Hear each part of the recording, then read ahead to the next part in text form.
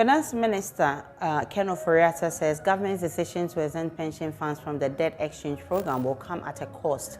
Government designed the program to reduce Ghana's debt burden by 137 billion cedis in 15 years to pave way for an IMF executive board approval. The exemption means government may fail to meet its debt reduction target. Mr. Ofori-Atta says they are exploring other options.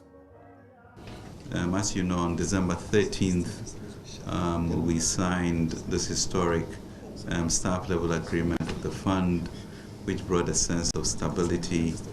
Yesterday, as you know, until 4:30 a.m., Parliament passed appropriation and the budget, further bringing confidence as to where we are going. So, of course, the threat of a strike will not have inured to the spirit of the direction of where the nation is going. Obviously, the issue of exempting pension funds from it is at a cost, and we have committed government and labor, organized labor, to work together to ensure that we find means of plugging a hole that should ensure that we return to the 55% threshold. And I think that we are all committed to, because we know it's important to lead us to a board agreement so that we continue with the success that we have. But really, in the spirit of Christmas and the partnership that we have, we want to thank everybody who participated in this on the way forward. The government has done its part with the SLA. Parliament came through very strongly yesterday with the SLA, and Labour today is also showing an accommodation not only to receive the exemptions, but to also work to make sure that we restore to debt sustainability. And we thank you for that. Finance Minister Ken Ofori-Atta says government's decision to exempt pension funds from the debt exchange program will come at a cost. Government designed the program to reduce Ghana's debt burden by 137 billion cedis in 15 years to pave way for an IMF executive board. The exemption means government may fail to meet its debt reduction target. Mr. Ofori-Atta says they're exploring other means. Meanwhile, oh, God.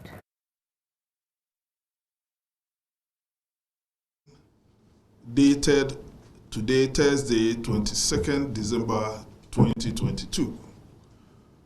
Following meetings held at the Ministry of Finance in December 2022 between Government of Ghana, represented by the Ministry of Employment and Labour Relations, Ministry of Finance, and the Ministry of National Security on the one hand, and organized labour stroke associations represented by leadership of all labor unions stroke associations on the other hand, to resolve issues on the exemptions of all pension funds in the domestic debt exchange program announced by government on the 5th of December 2022.